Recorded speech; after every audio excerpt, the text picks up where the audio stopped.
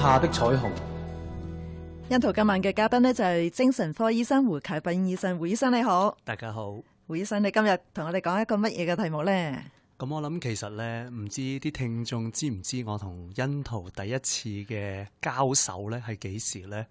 咁其實咧就係翻去3月26號2009年。哇，心水清啊！差唔多呢一個時段咧，咁我就坐喺一個朋友嘅車入邊啦，聽到欣圖同另外一個精神科醫生暢談呢一個厭食症。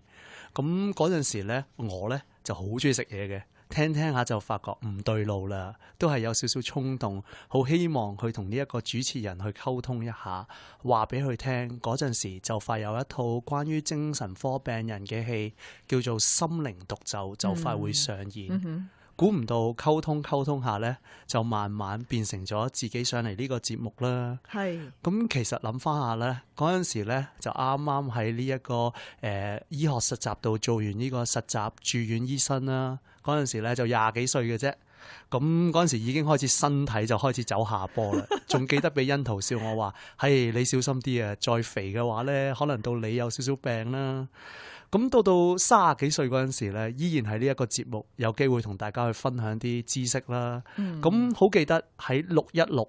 大約係3年之前嘅6月16號就舉行咗一次講座，個題目就係叫做腦退化症知多少。好多人就話好容易記嘅咋，記住今晚呢一個日期616。但喺我心目中，其實我自己點解咁想講腦退化症呢？表面上就係好似為聽眾、為身邊嘅老人家去講，但係其實喺嗰陣時，我自己都開始擔心，會唔會我自己唔記得咗其他人嘅名啊？甚至有陣時同阿欣圖做節目咧，都要好衰仔咁樣串佢一句，就係話佢其實有陣時都唔記得咗我叫咩名。係啊，所以你意思即係話我已經開始有呢個腦退化症啦嘛？咁但係咧喺呢一個歲數開始咧，就會開始諗下啦。尤其是見得多病人多嗰陣時啦，見得多身邊嘅長輩，開始就會問下自己咩嘢先係叫一個成功嘅老年呢？咁其實最初咧，我自己對呢一個題目都冇乜了解嘅。因為即係對我嚟講嘅，可能就係成功嘅老年就係兒孫滿堂啊，可能會係一生嘅成就甚高啊，甚至係當你死嗰日嘅人哋喺你嘅葬禮上邊、喪禮上邊去講出咗你一生嘅榮譽啦。咁但係近期咧就發生咗2件唔同嘅事，令到我諗翻起喺過往呢7年，其實我同大家都講過唔少唔同嘅病人啦。咁所以今晚都希望藉住呢2個患上精神分裂症嘅病患，去同大家去分享下一啲喺醫學上面嘅心得，同埋同大家去分享下究竟咩嘢先係叫一個好豐盛嘅晚年咯。話實由一位年輕嘅醫生嚟去講一個豐盛嘅晚年，都係即係有唔同嘅角度嘅，我覺得都值得大家留心去聽下嗬。咁其實喺2001年啦，當我自己仲喺醫學院嗰陣時，就有一出戲叫做《有你終身美麗》（Beautiful Mind） 啦。咁當中就刻畫住一個好出色嘅數學家，佢個名叫做 John Nash。佢係最初喺呢個 MIT 啦，跟住就去咗呢個普林斯頓大學 Princeton 度做呢個年輕有為嘅教授。咁最初喺呢一套戲裏邊，大家就會見到佢嘅人生係好美滿嘅。佢有個好靚嘅妻子，就係喺佢堂上邊，因為佢嘅才華而慢慢地跟隨咗佢嘅腳步啦。咁亦都喺好細個嗰陣時啦，即係作為一個數學家，20幾歲嗰陣時已經出咗人生裏邊第一份嘅巨著。呢份巨著就係叫做不合作性嘅博弈理論啦。咁其實係咩意思呢？就係簡單到可能大家塞緊車嗰陣時啦，好想去 cut 過去隔離嗰條 link， 好希望快少少去返到屋企啦。咁但係如果大家都唔願意禮讓嗰陣時咧，其實可能係會引起呢個車禍嘅發生。或者用返喺一套戲裏邊，佢哋講嘅咧就係話，當一群男仔大家都去追前邊嘅靚女啦，咁通常咧男仔就比較有少少膚淺嘅，咁就會去追最靚嗰個嘅。咁但係如果大家都一齊追最靚嗰個，會有咩後果咧？咁就係大家都追唔到啦。咁當我自己最初睇呢一出戲嗰陣時，就會覺得哇，原來精神分裂症嘅病患佢哋都可以有咁美滿嘅人生。咁但係當呢一套戲繼續發展落去嗰陣時，我哋就會發覺到 John Nash 呢一個好出色嘅數學家開始有妄想。佢最初就以為係美國嘅政府去監視佢啦，到後嚟佢甚至覺得係國際嘅政府用無線電去監視佢。佢做出嚟嘅數學理論係不斷充斥住呢一啲妄想啊，甚至呢啲歪論。去到有一個階段嘅，佢基本上係人見人怕啦。直至去到有一刻，佢開始去打佢身邊嘅人啦，因為呢一啲監聽妄想，佢令到佢自己覺得好憤怒，而俾人鎖咗入去精神病院啦。咁其實當我哋去睇呢一出戲嗰陣時，都覺得人生好變幻無常嘅。即係我諗唔單止係話精神分裂症啦，其實可能我哋下一分鐘發生啲咩嘢，大家都唔會知咯。咁點解我會突然之間諗起 John Nash 咧？就係喺5月嗰陣時啦，當 John Nash 佢終於去挪威攞咗呢一個差唔多係數學裏邊最高嘅榮譽嘅獎翻嚟之後，竟然就係同佢呢一個陪伴咗佢咁多年，但係已經離咗婚嘅太太，因為一單車禍而逝世，而佢終年係86歲。係，就嗰時聽到呢個消息嘅時候，覺得好可惜啦。咁係仲有人啱啱攞完獎翻嚟，然後就喺呢個交通意外就即時死亡添。係啊，咁其實咧對我嚟講咧，喺呢一出戲好似俾我學到嘅就係話，因為當 John Nash 同大家分享話，其實我係唔需要食藥就好噶啦。咁嗰陣時讀醫學院嘅我咧，都好天真地以為話，可能大多數嘅精神病人佢哋唔食藥都會好嘅。咁可能喺呢度嘅要同大家去分清楚先啦。即係可能大家會將精神病就係講話出邊嗰啲有犯罪心理傾向嘅人啊，甚至可能係當我哋好唔開心嗰陣時，就俾人話你憂鬱咁樣。但係我哋呢度講到嘅所謂精神分裂症病患呢，係一個因為腦裏邊比較多咗一種化學物質叫做多巴胺，而會令到佢哋引起有呢個思覺失調啦，包括有呢個幻聽、幻視，亦都會令到佢哋有妄想，就好似我啱啱講到嘅話，可能係政府監視佢哋啦。咁但係喺我咁多年嚟，差唔多都就快有10幾年去接觸呢個精神病患者啦。我睇到精神分裂症嘅病患，佢哋最慘嘅就係佢哋嘅思覺凌亂，同埋因為佢哋嘅思覺凌亂，同埋佢哋嘅呢個諗嘢嘅方法係比較歪理嘅，變咗好多可能係會流浪街頭，甚至佢哋就係因為深信可能係魔鬼啊、神啊叫佢哋唔好食嘢，佢哋就真係會10日10夜都唔食嘢咯。咁所以我諗我哋講到今晚呢一個精神分裂症嘅，我哋都要去正視一下大多數嘅病患，如果佢哋係唔去食呢一個所謂嘅 antipsychotic， 即係呢個抗精神病藥咧，佢哋嘅病患只會係更加越嚟越差。係，咁其實睇到呢個 John Nash 都用佢做一個例子。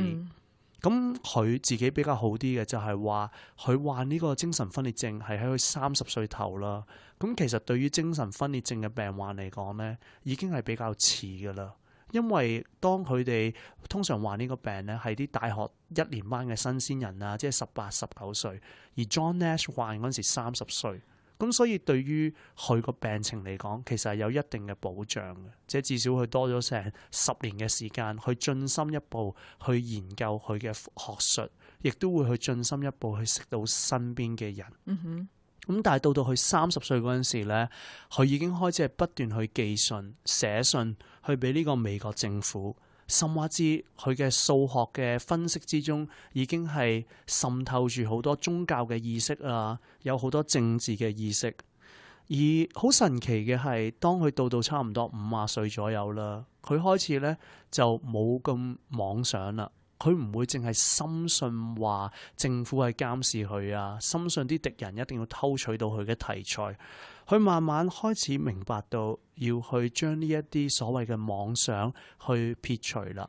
咁喺佢嘅自傳裏邊，佢都好誠實咁講，就係話到50歲左右，佢唔係冇咗呢啲妄想，佢唔係唔再相信政府監唔監視佢，但係佢開始明白到唯有一心一意去做佢呢啲數學嘅equation 啊，去發現一啲新嘅嘢，先可以幫佢排除呢一啲雜念咯。咁到好60歲啦，差唔多呢一個1990年代啦，開始有人發掘翻佢嘅論文啦，知道咗佢係一個不世出嘅奇才，甚至到最後佢係攞咗呢個諾貝爾獎，所以我哋都會有呢一出Beautiful Mind 睇啦。咁但係如果大家諗翻下中文嘅譯名叫做有你終身美麗，可能俾我哋會諗到嘅就係話佢嘅美麗嘅之處就係佢做出嚟嘅數學啦。但係比我更深諗到嘅就係佢身邊唔單止有一個已經離咗婚嘅太太喺度守候住佢，亦都俾我諗到嘅係有一個好美麗嘅校園 Princeton University 都喺度保護住呢一個傳奇人物 John Nash。華碩胡醫生，你呢度咧就同我哋去講到 John Nash 啦，亦都係一位精神分裂症嘅病人，佢嗰個嘅旅程啊，即係喺佢最開始嘅時候，仲係正常嘅時候，佢已經有佢學術上嘅成就啦。但係當佢嗰個精神病發作嘅時候，當然嗰段時刻，佢嘅婚姻啊，佢嘅工作啊，佢嘅研究啊，甚至佢嘅朋友啊，嗰度已經係會係同佢有好多嘅出現好多嘅衝擊啦，好多嘅問題啦。咁但係喺佢治療咗幾十年之後咧，佢又慢慢有進步翻嘅時候，就可以入翻個社會，繼續佢嗰個學術上嘅研究。咁最後嘅時候，仍然都可以翻去 Princeton 大學嗰度做一啲嘅教授或者教導同埋去研究嘅工作。所以呢個嘅旅程嚟講咧，就係即係俾我哋普通人嚟去聽嘅時候咧，就會覺得哇，精神病人都可以有咁樣嘅呢一個嘅過程嘅咩？因為平時我哋普通人聽精神病嘅病者嗰個嘅情況，或者對呢一方面有認識嘅咧，通常都係一啲報紙講一啲負面新聞噶嘛。佢哋攞刀殺人啊，或者係做一啲好奇奇怪怪嘅嘢啊，擾亂個社會啊，或者危害大家嘅安危啊，啲全部都係一啲好負面嘅嘢嘅，就冇諗到，原來精神病人都可以有一啲嘅成就喎。而即係最後一個電影個名係為 Beautiful Mind， 原來佢個腦筋仍然都係可以咁美麗嘅，所以呢個我覺得就係對我哋對精神病嘅另外一方面嘅認識咯。咁其實我哋可以將時間推前翻少少嘅，咁去翻大約1930年代嗰陣時，仲未有任何嘅抗思覺失調或者抗精神藥啊。咁喺嗰陣時咧，數據顯示，如果你係患上呢一個精神分裂或者思覺失調咧，只有大約10%，即係每10個人之中有1個人係病情係會變好，即係唔使用任何嘅藥物都會變好啦。咁但係咧，90%嘅人咧其實係會越嚟越差落去。咁就算啦，去到話有藥嘅話咧，都依然會有4至5成患上呢一個精神分裂症嘅病患係唔會差落去咯。咁可能喺呢度嘅大家就會話，係你哋啲咁嘅精神科醫生都係時候要去執笠噶啦。咁但係好多陣時俾我諗到嘅就係話，當我哋睇到一個患有精神分裂症嘅病患啊，其實對於我嚟講呢，係簡單到，當我見到佢哋日日都唔肯沖涼，係去到3個月之後肯去沖涼。當我見到佢哋可能係一個20幾歲好成功嘅男仔，突然之間有一日，因為有一把聲同佢講話，你唔可以去食呢啲嘢，而佢只會匿喺個浴室裏邊等待佢爹哋媽咪拎一啲包住咗嘅嘢俾佢食。去到當佢食完藥之後啦，隔咗1-2個月啦，雖然佢已經唔再係之前嗰個高材生，但係起碼佢唔需要再去進食一啲一定要包好晒嘅嘢。對於我嚟講，呢一個係已經叫康復。咁可能大家就會話啦，哇！咁其實你嘅要求都好低喎。咁但係其實人生何嘗唔係呢？即係我諗我哋好似我而家咁啊，你話30歲又唔係話老，又唔係話亂，但係自己成日都會諗咧，就係話啦，哇，究竟下一次人生嘅成功係會幾時嚟咧？即係可能呢啲係好虛不可及嘅事咯。咁但係當我哋每一日如果真係可以係有一個好少好少嘅事情值得我哋感恩嘅，簡單到可能係話今日老細好開心咁走埋嚟話，哇，你做得好好啊，多謝你啊。甚或之簡單到嘅係可能大家聽到呢一個節目會心一笑嘅話，咁其實呢一個已經係一個知足咯。咁特別你正話講到係一啲好似John Nash 一種有妄想精神分裂症嘅人咧，就係佢嗰個凌亂嘅程度，或者佢思覺嗰種嘅混亂嘅程度咧，係會令到佢唔照顧到自己嘅生活啦。好似你講，亦都好多就因為咁樣嘅時候，佢屋企人唔再接納佢哋啦，朋友亦都唔再去歡迎佢哋去，或者去佢甚至亦都唔接受朋友嘅幫助添啦。咁就流落喺街頭嘅時候，就身體就會越嚟越差，就唔會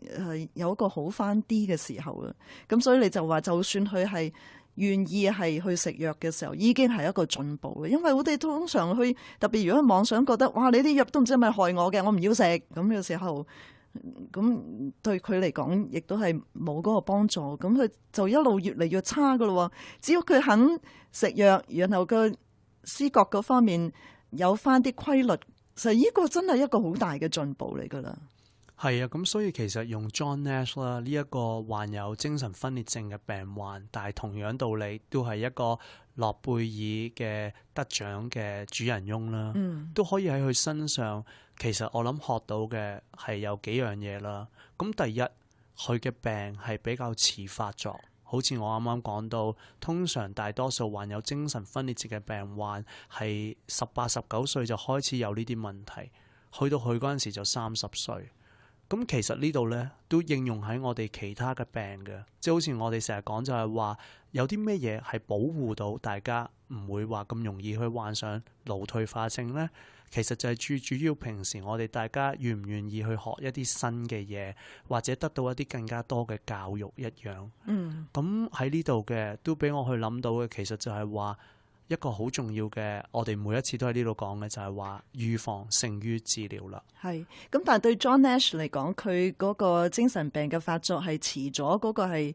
唔係因為佢做過任何嘅嘢，只係真係個病徵係遲咗發作嘅啫，係咪？但就因為呢一個時段，就令到佢係喺學術嘅研究啊，或者去建立佢自己嗰方面係多咗嗰段嘅時間去建立佢自己啦。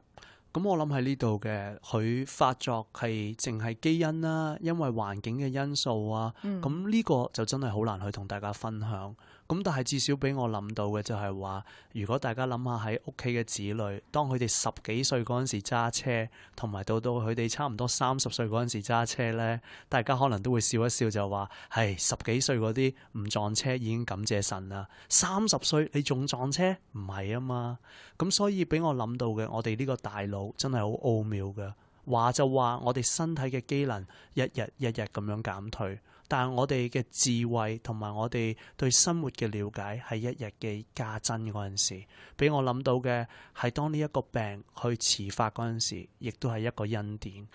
同埋俾我諗到嘅就係話，當我每一次同一啲精神分裂症嘅病患嘅家人佢哋去溝通，其實對於佢哋都係一個好心傷嘅。因為當你個病咁早發嗰陣時，你永遠就會記得就話，我個仔當年佢喺呢個大學，本來已經入到好好嘅學校啦，已經好成功啦。咁但係到你好似話去到30歲先發病嘅，其實都係俾咗佢哋多咗幾年嘅時間去互相嘅相處咯。咁我諗喺呢度都值得去思考一下，我哋其實越喺人生之中可以同身邊嘅另一個人可以多啲嘅時間去相處，已經係一個成功嘅晚年嘅因素。咁到第二點啦，其實喺 John Nash 嚟講呢，即係我諗，就算我係一個精神科醫生啦，我都會好坦白嘅。如果有朝一日我哋唔需要用任何嘅藥可以醫到一個精神分裂症嘅病患嘅，我覺得其實呢一個係社會嘅福氣咯。咁但係至少喺 John Nash 嗰度，我睇到有幾樣嘅社會因素啦。第一，我哋講到嘅就係話，雖然佢太太同佢離咗婚，但係佢都願意喺佢身邊去支持佢。但係都俾我更加睇到嘅就係話佢嘅工作嘅性質，佢係一個教授啦。咁其實去到佢係一個教授嚟講嘅，至少身邊佢受到嘅刺激啊，甚或之佢嘅 stress level 咧，未必係真係會有其他可能係要日曬雨淋啊，甚或之要周居勞動嘅其他人一樣。咁所以佢都受到一個環境方面嘅保障。但係更加俾我諗到嘅就係話啦，去到 John Nash 呢啲咁傳奇嘅人物，佢喺呢個 Princeton University 其實就好似一隻歌星魅影裏邊嘅魅影啦。可能我哋大多數嘅人見到平時喺巴士站暗暗沉沉唔知道喺度講乜嘢嘅人，我哋會好驚。或者當佢喺度揮手啊，甚或至去做一啲動作嗰陣時，警察就會走埋嚟去制服佢。咁但係去到 John Nash 啦，呢一個咁知名嘅數學家，唔少嘅大學生呢，可能都會因為傾慕佢嘅才華，走去同佢傾偈。咁可能係嘅，可能10句之中，佢有7句都係講緊話俾政府迫害緊啊，或者俾人監視緊。但係可能嗰2至3句嘅數學嘅技巧咧，就真係終身受用啦。咁所以當我哋講到話 John Nash 會唔會係少數民族唔使食太多藥就會慢慢地好咧？我更加會諗到嘅就係話，其實喺 John Nash 呢一個例子喺呢一個大學嘅校園裏邊，真係好保障到佢。佢唔會受到任何人嘅虐打啊或者傷害，但係更加重要嘅係身邊會有唔同嘅人走埋嚟，同你有一個好有滿足感嘅腦震盪。而當我諗 John Nash 就算佢嘅思覺失調係幾厲害都好，當佢睇到有一群學生仲咁崇拜佢、咁敬仰佢嗰陣時，其實可能呢一個就係一個好重要嘅因素，令到佢個病慢慢地好咯。係，所以我覺得嗰啲反而係一個好有用嘅或者好有效嘅藥物去幫到佢，所謂嘅藥物幫到佢啊，就係人哋對佢嗰個嘅尊重啦，人哋對佢嗰個嘅關注啦。咁所以呢個可能就係因為佢個病遲發咗咧，喺佢未發之前，佢已經有一啲嘅好出色嘅研究，成為一個出名嘅數學家嘅時候，所以到後嚟咧，我睇過有啲嘅記載就講佢，即係就算佢發作嘅時候，佢講一啲嘅講座已經開始有啲嘅凌亂咧，人哋都唔會即刻唔理佢或者睇低佢，反而就即刻去揾一啲嘅治療去幫助佢嘅。咁佢即係及時得到一啲嘅治療，就唔會好似其餘一啲精神病患者咁樣就流浪街頭嘅時候，咁喺呢方面已經對佢有幫助啦。係㗎，咁同埋其實最後嗰一點俾我諗到嘅就係話，當我哋呢一個醫學界啦，講呢個所謂嘅心理治療啦，其實最主要嘅就係話去挑戰呢一啲病患嘅妄想，甚或至嘅係將佢哋呢啲妄想，可能本來係有10倍咁勁嘅，我哋將佢慢慢收窄到變咗至2至3成。咁喺呢度點樣去做嘅咧？好簡單嘅，就好似當我話我條頸係有塊玻璃喺入邊嘅，而當你欣圖每一次同我講話，阿胡醫生，你唔好思覺失調啦，你條頸係冇呢塊玻璃嘅，你慢慢咁樣同我講，我係會開始接納。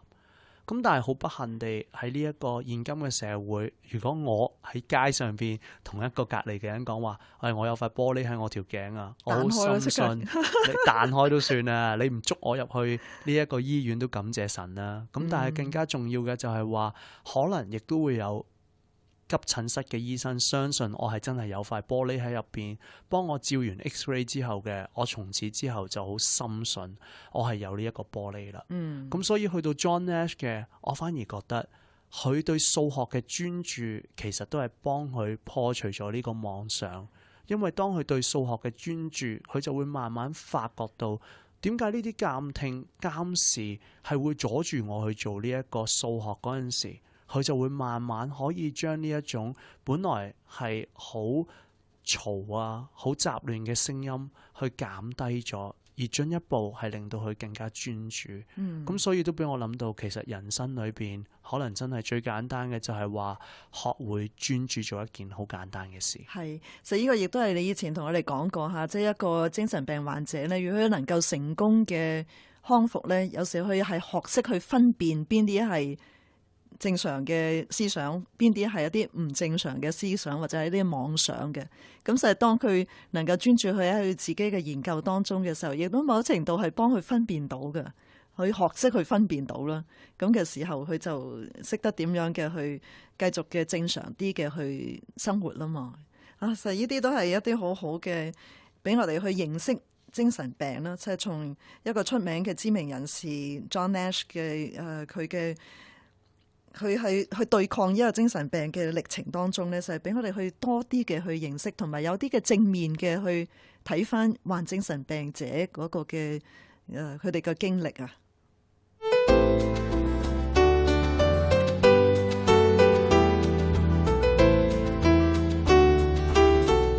天空下的彩虹，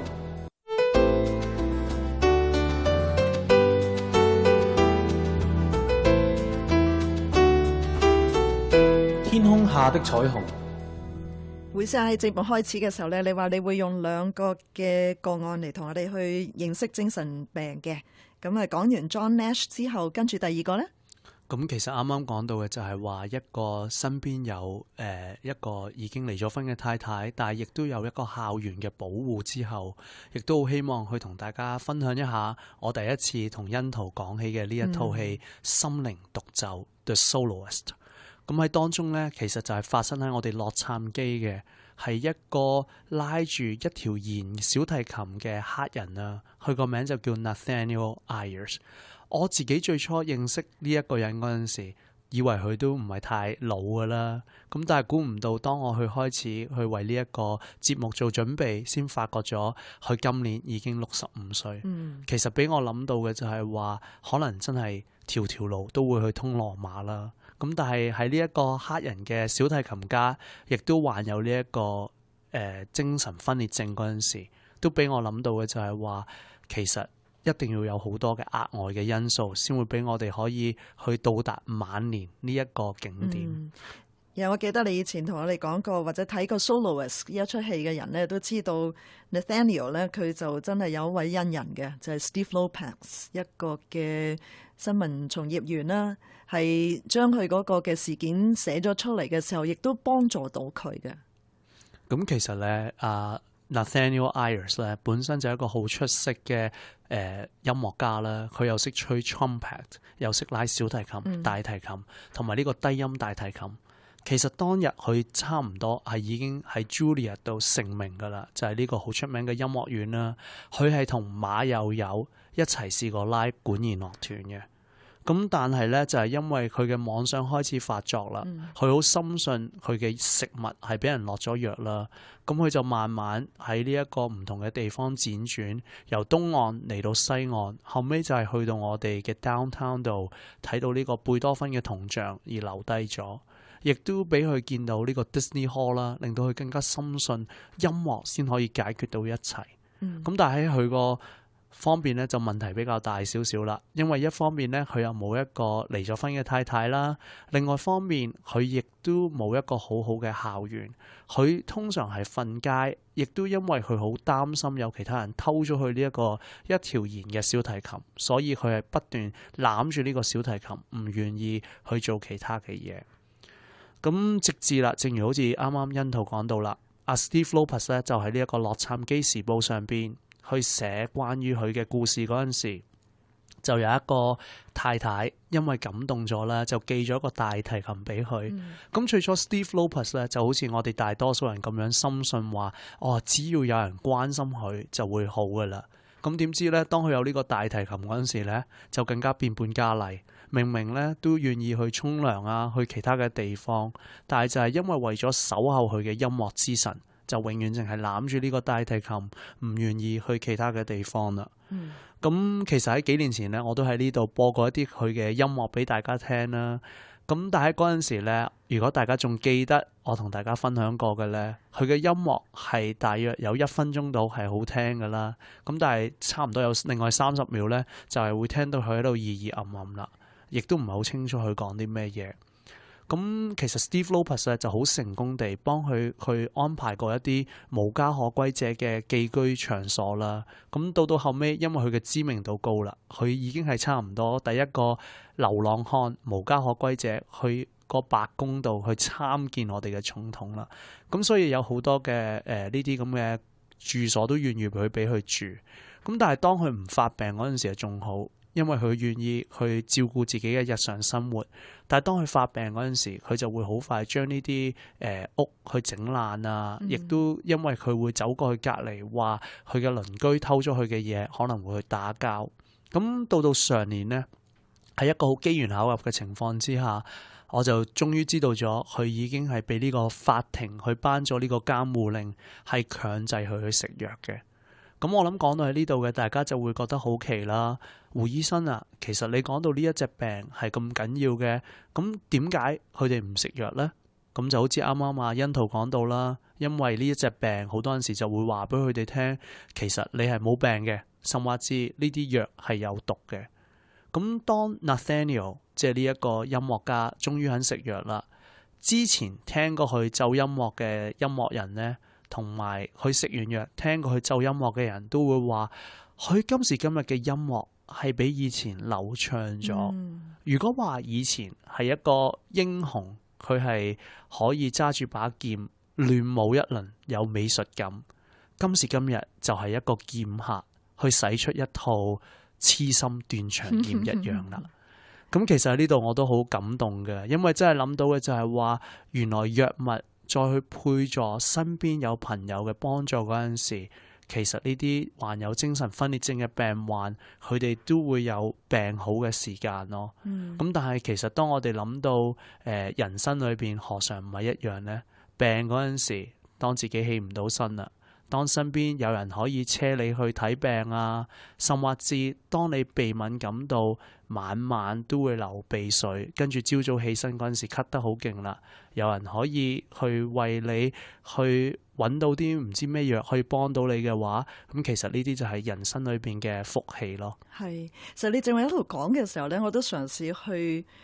去明白呢一啲患上妄想精神分裂症嘅人啊，即係佢哋就時時聽到嗰啲好嘈雜嘅聲音。咁我亦都諗下，即係有時我如果喺一啲好嘈雜嘅環境當中咧，我都好難集中去睇書啊，或者去做一啲嘅嘢㗎。即係我就要即係有時塞住自己嘅耳仔啊，然後先至可以做到嘢。咁你諗下，即係 Nathaniel 嗰啲有呢個妄想症嘅，佢成日聽到好多個腦入邊聽到好多聲音嘅。佢點會拉得準佢嗰個音樂呢？或者佢點會拉得一支真係好好嘅音樂呢？所以怪唔得咧，佢食咗藥之後減低咗呢一啲嘅即係嘈喧巴閉嘅聲音或者嗰啲嘅思想嘅時候，佢個音樂就會彈得真係更加係好似佢嗰個一個音樂人應該彈出嚟嘅音樂咯。咁佢有冇去到翻可能係馬友友嘅水準呢？咁當然未必啦。但最低限度都可以拉到佢一啲佢想要拉嗰個嘅音律出嚟啦。係啊，咁但係其實喺呢度嘅欣圖都講出咗另外一點咯。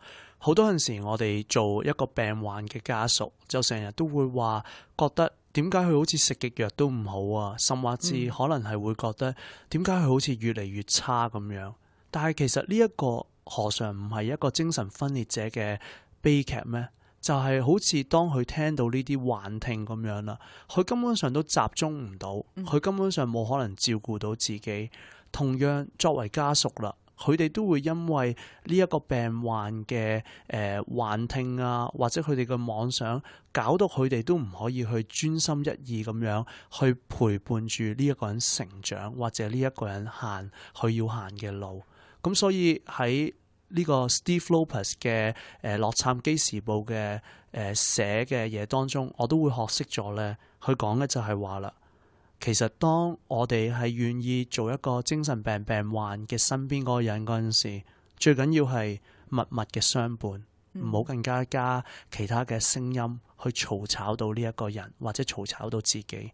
係要適時嘅援助。你唔係話淨係俾一個大提琴佢就會解決咗呢一個音樂天才嘅困境，但係更加重要嘅就係話不求成果。咁其實喺呢度嘅都俾我真係諗到咧，聽落去會覺得哇，咁樣不如唔好醫啦。但係其實反而可能就係呢一種喺身邊陪伴、喺身邊相伴，先反而係一個良藥咯。因為當你願意去陪伴住身邊嘅人，唔單止話走出去嘅困境，可能就係會因為你願意走出咗個困境嘅，就會欣欣向榮，去邁向呢一個成功嘅晚年。而真係喺呢個 Nathaniel Ayers 嘅 case 俾我睇到，當佢今年65歲啦，可能佢諗都諗唔到嘅就係話10幾20年前，因為佢揸住呢個一弦嘅小提琴，發出咗一啲動聽嘅聲音，就換嚟咗唔單止係話有一個大提琴啦，唔單止換嚟咗一個話好想給你一個家，而係換嚟咗一群慢慢願意同佢一齊相伴、同佢成長嘅人咯。係嘅，就係我哋每一個人都係需要有人去同我哋相伴嘅，特別係病患者啦。如果佢係有一位最低限度一位不離不棄嘅人係同佢相伴嘅時候咧，對佢個病情係一定有改進嘅。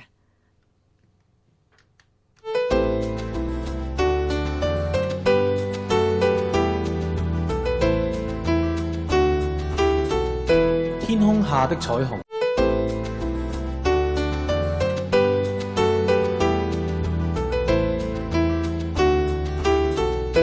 天空下的彩虹。胡醫生，你今日咧就講到另外一位嘅精神病患者 Nathaniel 啦，佢都算係好幸運啦，就係能夠有一個強制嘅命令咧，就係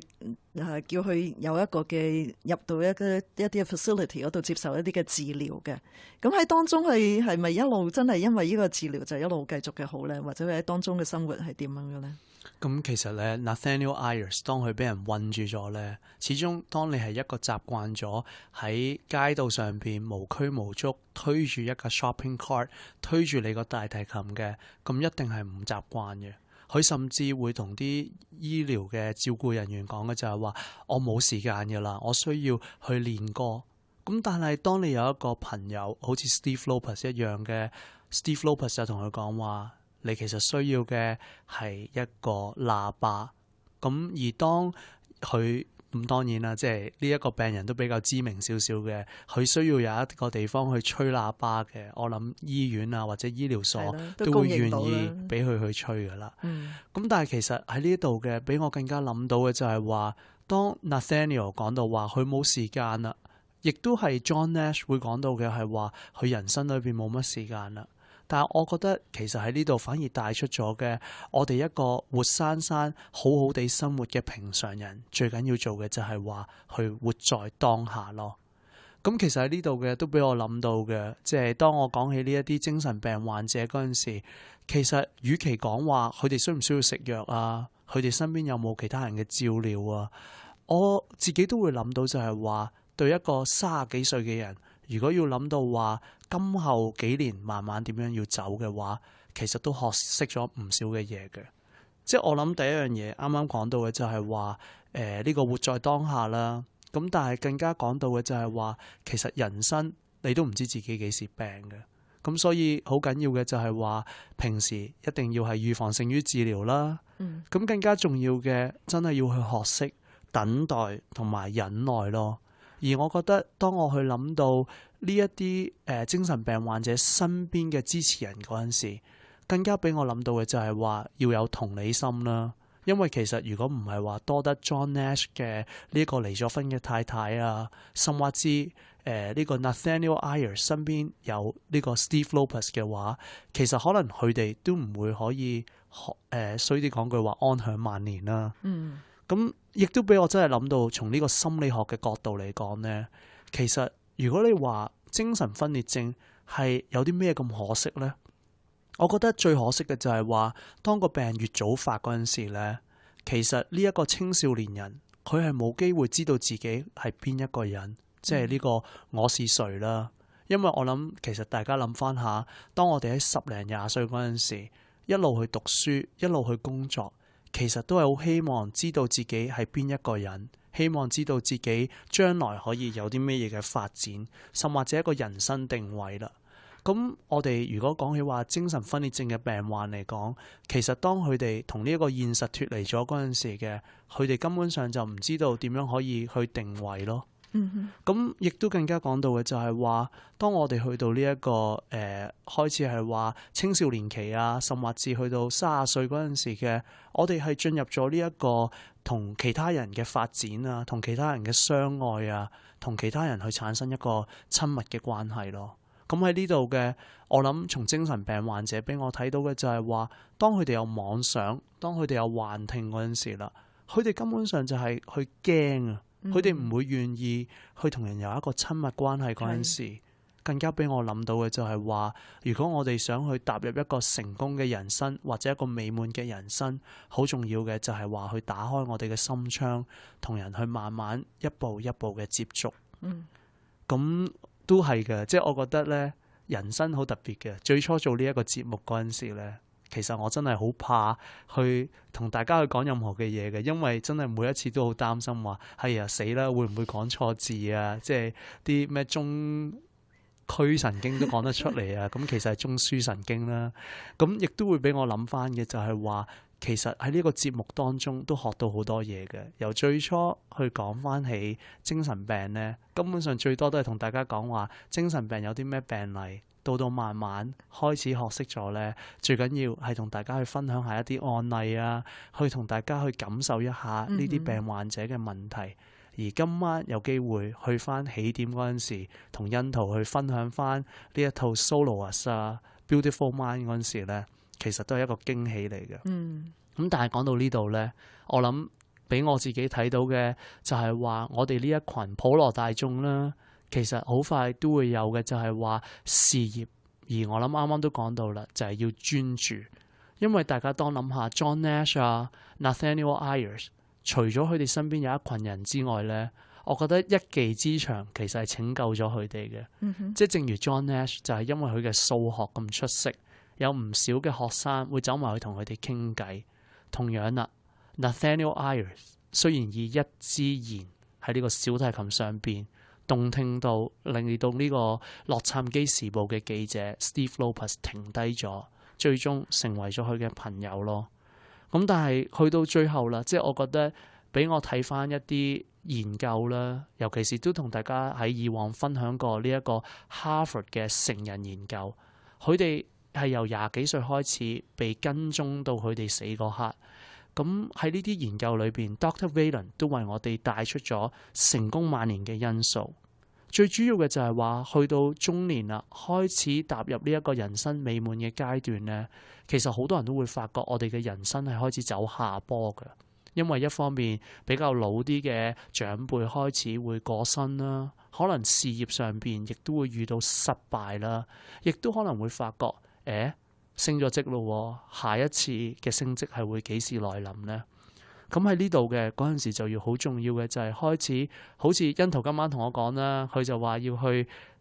即係培養一啲興趣啦。咁但係更加重要嘅就係話俾我哋自己揾到人生嘅目標，同埋去守護我哋人生嘅目標。咁喺呢度嘅亦都講到啦，點樣可以令到我哋晚年咧減低啲機會有呢個腦退化症咧？咁其實我哋個腦咧好特別嘅。當我哋見到對面嗰個人笑嗰陣時，我哋亦都會去笑；當我哋見到對面嗰個人喊嗰陣時，我哋會與哀傷嘅人一齊去哀傷。咁呢個就係我啱啱講到嘅同理心啦，亦都可能會係我哋嘅無私嘅奉獻。可能大家聽落去好簡單，就會話係㗎，我對我啲仔女咧就會有無私嘅奉獻嘅。咁但係咧，當我諗大家去到一個越嚟越大嘅年紀咧，都會好希望我哋嘅下一代會成才咯。咁喺呢度咧，我同阿欣圖咧就分享話，我今個月咧就終於遇見第一個真真正正俾我教嘅香港女學生啦。咁其實我自己心底裏邊都會有一種好感慨嘅，就話哇，估唔到，只不過係10幾年前，我仲係一個醫學生，到而家已經有幸地教到一個同聲同氣嘅香港人啦。可能心水清嘅聽眾就話：喂，唔係喎，你之前都教過另外一個香港男嘅醫學生嘅喎。咁但係其實咧，我哋喺人生裏邊咧，就會有好多咁嘅機會，好希望去同我哋嘅下一代去溝通、去了解。咁但係喺呢度啦，咁究竟有啲咩嘢嘅因素係會減少我哋去患呢個腦退化症咧？大家可能就會話：嘿，你之前講過啦，咪做多啲運動，食少啲嘢係最好嘅。就話搭下一個巴士站啊嘛。咁但係俾我哋睇到嘅就係話研究裏邊咧，係我哋同人之間嘅關懷，第一點就係話我哋細個嗰陣時，同我哋嘅媽咪究竟佢有幾深去愛我哋。更加重要嘅就係話我哋點樣去同身邊嘅人相處。咁所以今晚我諗係從呢一個精神分裂症裏邊都講到我哋普羅大眾究竟點樣先可以得到一個更加豐盛嘅人生。就我覺得你從一啲嘅個案當中嗰個體會係好好嘅，即係我自己特別係覺得好緊要嘅一樣嘢就係同人嗰個嘅聯繫啊，嗰個如果個同人嗰個聯繫係失去咗嘅時候咧，你好多時就會自己諗自己嘅嘢，而自己諗自己嘅嘢，可能就越嚟越係偏離咗個現實嘅。咁當你同人與人之間有呢個嘅聯繫嘅時候，你又學識去彼此關懷啦。咁所以我覺得呢個係好美麗嘅一樣嘢啦。就算係喺有精神分裂症嘅病患者當中咧，佢都係因為有啲真係不離不棄嘅人，時時嘅去喺佢側跟嚟去同佢聯繫住啦。嘅時候，佢真係就幫到佢覺得，我生命仲係有個意義喺度嘅，或者我繼續去所謂加油鼓勵我嘅係有即係有人去同我打氣啊！我覺得呢個真係每一個人都需要噶，所以我哋人係一個 social being， 一個社會嘅一個群體嘅一種人嚟嘅。係嘅，咁所以咧，即係呢一套精神分裂者嘅戲係叫 Soloist，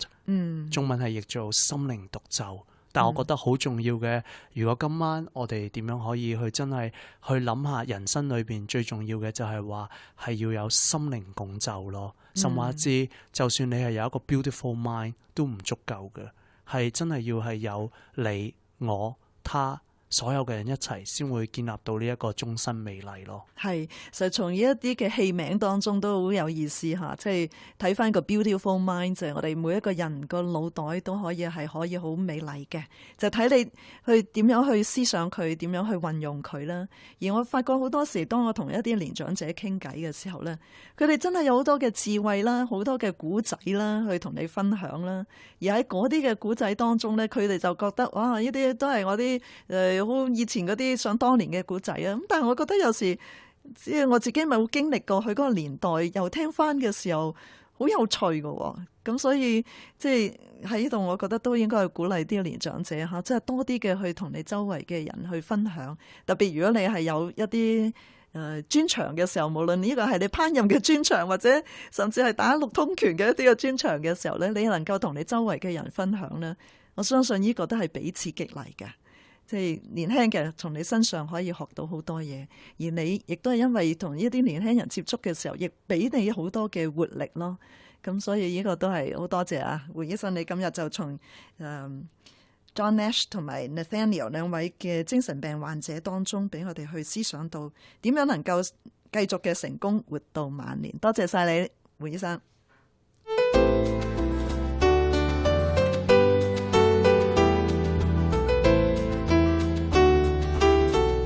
天空下的彩虹。